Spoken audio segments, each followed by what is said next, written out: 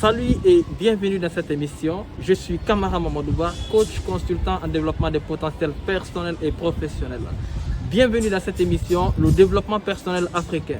Aujourd'hui, nous avons particulièrement une grande personnalité qui est aujourd'hui là, qui va vraiment communiquer sur les nouvelles perspectives que la Guinée, la jeunesse africaine doit vraiment prendre pour changer de qualité de vie.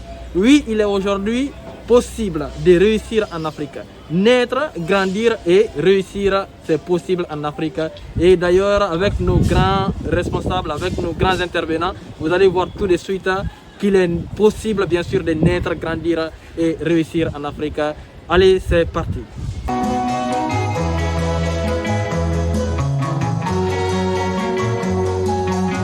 Oui, comme on l'avait dit à l'entame, aujourd'hui nous sommes avec une grande personnalité, M. Sidibé Mohamed. Bonjour et bienvenue à cette émission. Je suis fier d'être là. Oui. Voilà, et M. Sidibé Mohamed, c'est une grande personnalité. C'est un coach, un formateur, un consultant dans beaucoup de domaines, dont le développement personnel, le leadership, la communication. Et il a beaucoup de casquettes aujourd'hui.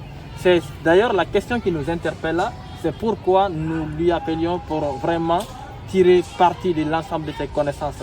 Alors, Monsieur Sidibé, c'est vrai que vous avez beaucoup de casquettes aujourd'hui et surtout vous êtes l'un des pionniers du développement personnel en Guinée aujourd'hui. Alors, comme le thème c'est le développement personnel africain, qu'est-ce qu'il faut faire pour que l'Afrique se développe? Quelles sont les nouvelles perspectives pour le développement de l'Afrique? Voilà, écoute, il y en a beaucoup, les nouvelles perspectives. Aujourd'hui, la vraie question qu'on doit se poser, est-ce que c'est possible de naître, grandir et se développer en Afrique? Oui, exactement. Je pense que c'est très important à comprendre cette logique-là. D'abord, l'Afrique est le continent qui a le plus grand taux de retour sur investissement aujourd'hui. Et nous sommes plus d'1 milliard. Et en 2050, nous serons 2 milliards de citoyens. Là, c'est très important à comprendre en termes d'effectifs. Mais on a des ressources, on a des potentiels. Je prends par exemple la Guinée. Tout est priorité, tous les secteurs sont priorité. Dans un pays où on dit tous les secteurs sont priorité, ça veut dire qu'il y a plein d'opportunités à saisir, il y a plein d'initiatives à développer, à grandir et à réussir. Et si vous voyez l'Occident aujourd'hui, l'Occident n'a pas ces niveaux, l'Occident a dépassé ces niveaux. Si vous allez là-bas, peut-être qu'avec votre diplôme, c'est travailler dans les maisons, travailler dans les champs, être ouvrier en quelque sorte, être domestique par exemple, être gardien. Mais en Afrique, plus précisément en Guinée, on a la possibilité de prendre seulement l'initiative, de rester derrière ça, de se développer, chercher en tout cas des voies et moyens pour pouvoir se développer. L'une des comparaisons que j'aime souvent faire, c'est que quand vous regardez la Guinée, par exemple, vous regardez les immeubles en Guinée, des tranchées jusqu'en ville, vous allez compter toutes les infrastructures en Guinée, vous posez une seule question, ceux qui ont construit ça, en grande partie sont à l'extérieur ou vivent en Guinée. Vous comprenez, ce sont des hommes d'affaires, ce sont des entrepreneurs qui, on peut bien sûr ajouter sur ça les dirigeants qui, par endroits, certains volent, mais tout à fait pas aussi, en tout cas, compliqué que ça, de comprendre qu'avec tout cet aspect-là, c'est très possible de naître ici, de grandir et se développer. Mais le seul problème, c'est qu'on est paresseux. Et l'autre problème aussi, c'est qu'on ne veut pas se fixer des objectifs, rester endurant et poursuivre ça. Le Guinéen, comme d'autres personnes en Afrique aussi, on commence tout de suite quelque chose et demain on lâche. On ne va pas loin en quelque sorte. Super, on ne va pas loin en quelque sorte à la poursuite de nos objectifs. C'est déjà la chose qui nous interpelle, c'est ce qui nous pousse à poser la deuxième question bien sûr à monsieur l'expert coach Sidibé. Et la deuxième question, c'est bien sûr, quels sont les secteurs clés pour pouvoir se développer et développer l'Afrique? Il y en a beaucoup, comme je l'ai dit, tous les secteurs en Afrique sont des secteurs de développement. Mais je prends aujourd'hui selon la priorité, selon les exigences. Les États, les gouvernements africains, comme tous les gouvernements du monde, ont pour objectif de lutter d'abord contre le chômage. Ils ont pour objectif de créer l'équilibre extérieur, de viser la croissance économique et de régler l'inflation. C'est le tableau, c'est le carré magique de Caldera, macroéconomie. En fait, c'est ce qu'on appelle la politique économique des gouvernements. Mais en quelque sorte, vous allez comprendre que dans cette perspective-là, il y a plusieurs secteurs à développement. Mais le secteur le plus clé aujourd'hui, c'est le secteur de l'entrepreneuriat. Ça, il faut le dire avec beaucoup d'insistance. Parce que les États vont faire tout pour créer de l'emploi. Et ils ne parviennent pas à le faire parce que des milliers d'étudiants sortent des universités chaque année. Il n'y a pas d'emploi pour tout le monde.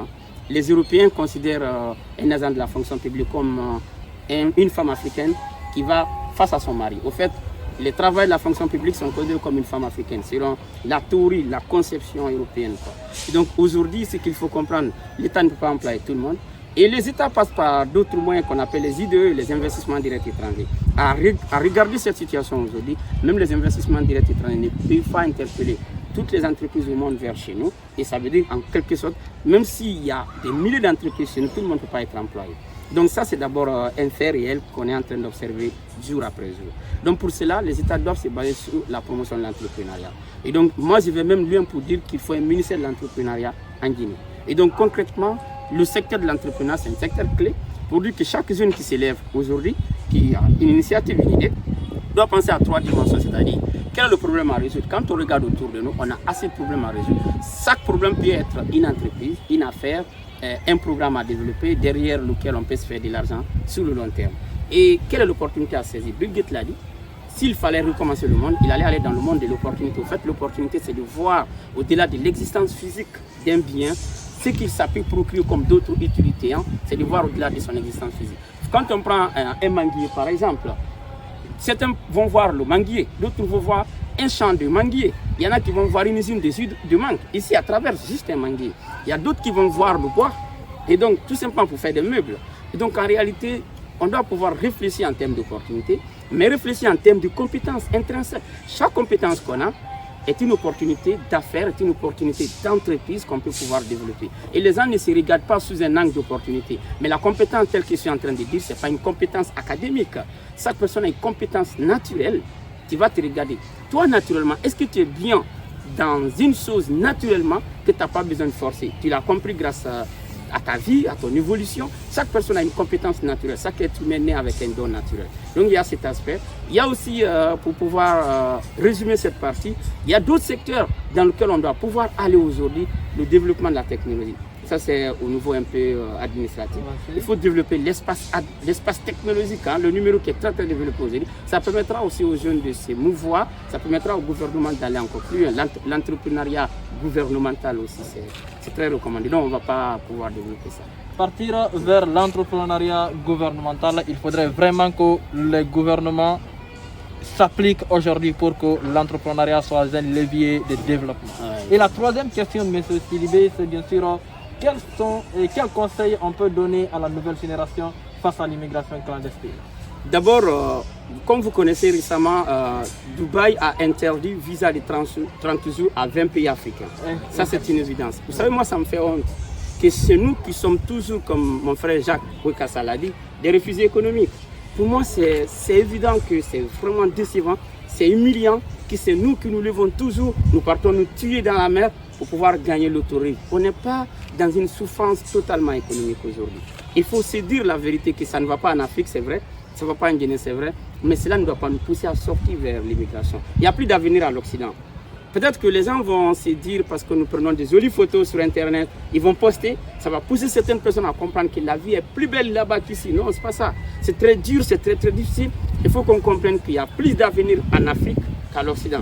Alors que l'immigration clandestine aujourd'hui nous expose à beaucoup de choses, au vandalisme par exemple, comme on connaît vers les pays maghrébins, à la mort, parce qu'il y a beaucoup de personnes qui sont assassinées inutilement grâce à l'immigration clandestine. Il y a aussi un problème de début de carrière. Quand par exemple nous quittons ici, on a commencé une entreprise, un programme, tu vas en France, tu vas au Canada, tu vas en Allemagne, tu vas dans n'importe quel pays du monde, tu commences une nouvelle carrière. C'est un autre retard. Maintenant, vous prenez le temps, s'il faut recommencer une carrière pour faire 5 ans d'adaptation à une nouvelle tendance, à une nouvelle culture, à une nouvelle idéologie, tu prends juste 2 ans ici, tu es concentré fermement sur quelque chose, ça peut te donner un résultat escompté. Et finalement, d'ici 3 ans, tu pourras aller à l'extérieur sans problème, sans passer par l'immigration clandestine. Au fait, les gens ne veulent pas se concentrer dans leur pays, ne veulent pas souffrir dans leur pays, ils préfèrent aller souffrir, se tuer dans d'autres pays. Donc, quand ceux qui sont là, qui ne font pas grand chose, vont poster une belle image sur les réseaux sociaux, et toi, tu vas dire que la vie, c'est extraordinaire. C'est vrai, le cadre de là-bas est différent d'ici, mais vraiment, l'Afrique est un cadre idéal pour pouvoir s'épanouir aussi. Si on est vraiment courageux, on veut prendre la vie au sérieux en quelque sorte. Si on est vraiment courageux, on veut prendre la vie au sérieux, l'Afrique est un levier de développement pour beaucoup de nations aujourd'hui. Alors c'est ce qui nous amène déjà à terme de cette interview. Et je vais vous poser la dernière question bien sûr, qui va clôturer l'interview. Et la dernière question, c'est quelle proposition faites-vous pour le gouvernement, bien sûr? D'abord, nos gouvernements doivent pouvoir être des modèles, c'est très important. Vous savez, actuellement, quand nous prenons les États-Unis, la Russie, les superpuissances, leurs dirigeants sont des modèles. Et nous, ce n'est pas ça. Au fait, il faut que les gouvernants deviennent des modèles pour les personnes qui gouvernent. Et c'est très, très important pour nous. Un président n'est pas qu'un président, il est un leader, il est un coach, il est un modèle pour la population. Si nous voulons aller de l'avant, nous voulons construire une Afrique qui se développe, une Afrique qui s'accélère dans la croissance économique, une Afrique qui s'éveille autour de l'humanité, c'est une Afrique qui va pouvoir aller loin grâce au leadership des dirigeants. Ce qui manque aux dirigeants africains, c'est du leadership. Il y en a qui sont présidents aujourd'hui sans leadership. Le leadership va leur permettre de voir le monde au-delà de leur superficie. Les 245 855 km de la Guinée ne doit pas être la référence d'un président guinéen. Le président guinéen doit se référer au monde.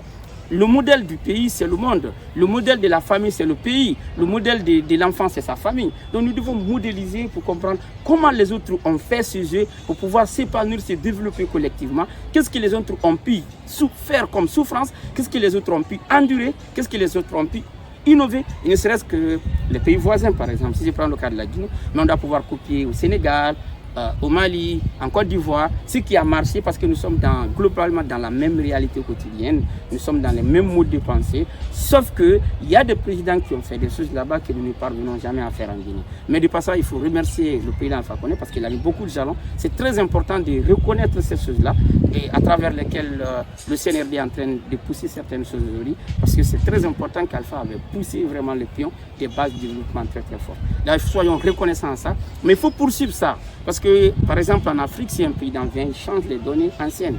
Il renouvelle quotidiennement. Si on est dans les renouvellements continus, on ne peut pas se développer. Il faut poursuivre un travail. Quand ça a débuté il y a 10 ans, 20 ans, 30 ans, il faut poursuivre. C'est un grand objectif. Les présidents doivent pouvoir suivre ça. Donc en Afrique, ce n'est pas souvent comme ça. Okay. Alors, merci vraiment, le coach. La gouvernance, le système de gouvernance, c'est une continuité. Et le système doit toujours continuer en fait, à s'accélérer ou plutôt à maintenir l'équilibre pour ne pas qu'il y ait des failles. Merci vraiment pour votre disponibilité. Merci. Et franchement, c'est une grande expérience. Alors, chers téléspectateurs, chers abonnés, sachez une chose. Naître, grandir et réussir en Afrique est bel et bien possible. Car on en a beaucoup d'exemples et on évolue ensemble.